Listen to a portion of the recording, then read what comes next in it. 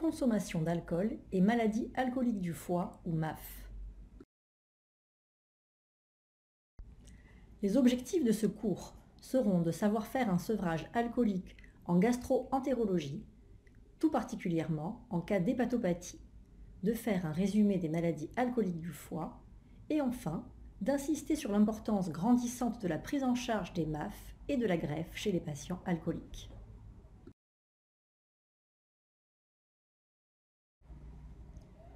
Le traitement médicamenteux de référence en première intention pour la prévention du délirium tremens est la classe des benzodiazépines. Il n'est pas recommandé de dépasser 10 jours de traitement sous peine de voir apparaître des risques de dépendance. Une benzodiazépine à demi-vie longue sera préférée pour couvrir le risque épileptogène.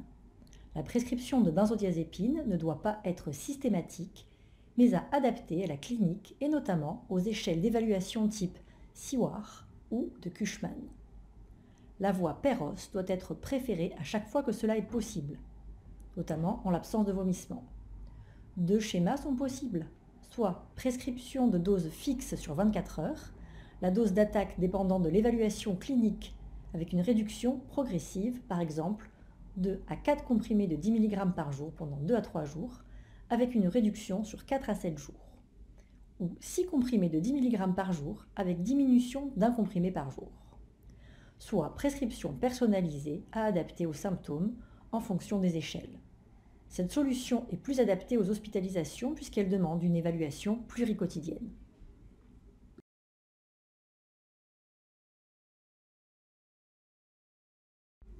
En cas d'insuffisance hépatocellulaire sévère, il n'est pas recommandé de prescrire des benzodiazépines en systématique, mais seulement ponctuellement si agitation. Il n'y a pas d'intérêt à prescrire des benzodiazépines à demi-vie courte comme l'oxazépam, puisque leur élimination mixte ne supprime pas totalement le risque d'encéphalopathie et ne protège par contre pas suffisamment contre le risque d'épilepsie. Ce type de molécule peut être recommandé chez les patients ayant eu un traumatisme cérébral récent, insuffisant respiratoire chronique ou obèse. En cas de pancréatite aiguë, il sera parfois difficile de faire la part entre les troubles de la conscience liés au syndrome de manque et à l'encéphalopathie pancréatique, qui est un signe de gravité de la pancréatite. Ces états inflammatoires majeurs nécessitent de grosses doses de benzodiazépines qui ont comme risque une dépression respiratoire. Dans ces cas particuliers, il peut parfois être nécessaire de prescrire des neuroleptiques type thiapridal, voire transférer le patient dans un service de réanimation pour l'intuber et passer le cap du sevrage. Le catapressant peut aussi être une alternative thérapeutique. Chez des patients sous chimiothérapie, comme par exemple pour un cancer de l'œsophage, il faudra être vigilant au surdosage en benzodiazépines et à l'association avec les morphiniques. Ces patients, souvent dénutris, devront être supplémentés en vitamines de manière systématique. Si l'on doit faire un sevrage en benzodiazépine associée, il faut rajouter la dose de benzodiazépine prise au quotidien en plus de celle prescrite pour le sevrage alcool et changer pour une demi-vie longue.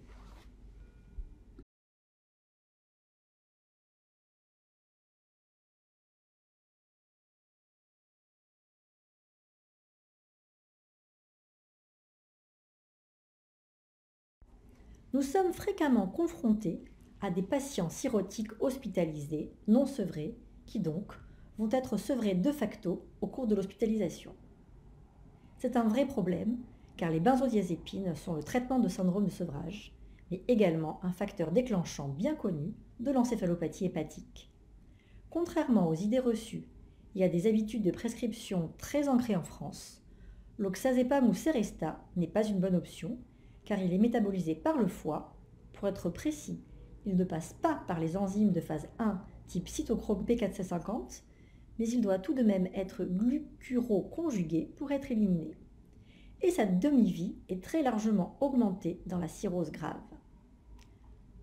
Surtout, il déclenche des poussées d'encéphalopathie, comme toutes les autres benzodiazépines. En fait, il faut vraiment différencier cirrhose compensée et cirrhose décompensée. Dans la cirrhose compensée, il n'y a pas de souci à utiliser les protocoles de sevrage habituels. En revanche, dans la cirrhose décompensée, avec insuffisance hépatocellulaire sévère, il y a vraiment un risque de déclencher une poussée d'encéphalopathie. Dans cette situation, le sevrage doit être hospitalier. Il ne faut pas administrer de benzodiazépine de façon systématique. En revanche, si le patient présente des signes de sevrage évidents, comme des tremblements typiques, qu'on ne peut confondre avec un astérixis, et des sueurs, alors on administre une dose de benzodiazépine et on réévalue la situation très régulièrement.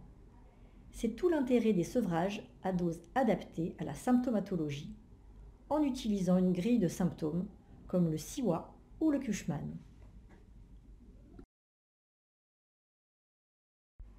Cette diapositive nous montre les équivalences entre les différents types de benzodiazépines. La vitaminothérapie est indispensable en complément des benzodiazépines. La principale vitamine à prescrire au moment du sevrage est la thiamine ou vitamine B1, car son déficit est fréquent chez les alcoolodépendants, 30 à 80% des cas. Elle est recommandée dans la prévention et le traitement du syndrome de Gaillet-Wernicke. La prescription classique est de 500 mg par jour per os pendant 5 jours, puis de 250 mg par jour pendant 2 semaines. Mais s'il existe un état de malnutrition ou une cirrhose, on pourra l'administrer en intraveineux les 5 premiers jours. Si le patient doit être perfusé par du glucosé, il faut administrer une dose de charge de 500 mg avant de le débuter. Enfin, en cas de suspicion de Gaillet-Wernicke ou de délirium tremens, la posologie doit être de 1 g en intraveineux pendant 5 jours, avant de passer à du péros. D'autres vitamines pourront être prescrites en complément, comme la B6, la vitamine PP, l'acide folique, le zinc, le magnésium, la vitamine C. Mais ces prescriptions ne devront pas dépasser 1 mois. Le traitement du délirium tremens est la prescription de benzodiazépine si la fonction hépatique le permet. Il faudra y associer la vitamine B1 en intraveineux et veiller à rééquilibrer les désordres hydroélectrolytiques associés. Enfin, on peut, dans un milieu spécialisé chez un patient scopé, prescrire de la clonidine au catapressant.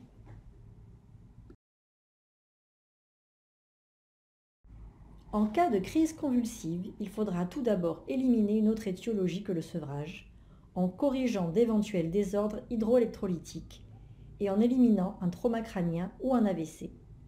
Une intoxication médicamenteuse ou par toxique doit être aussi éliminée.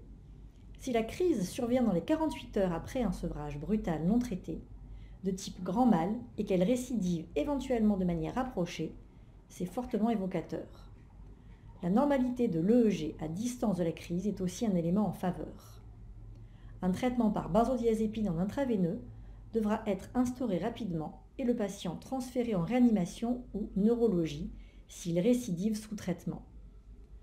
L'introduction d'un antiépileptique ne se fera pas au premier épisode et sera proposée après avis neurologique.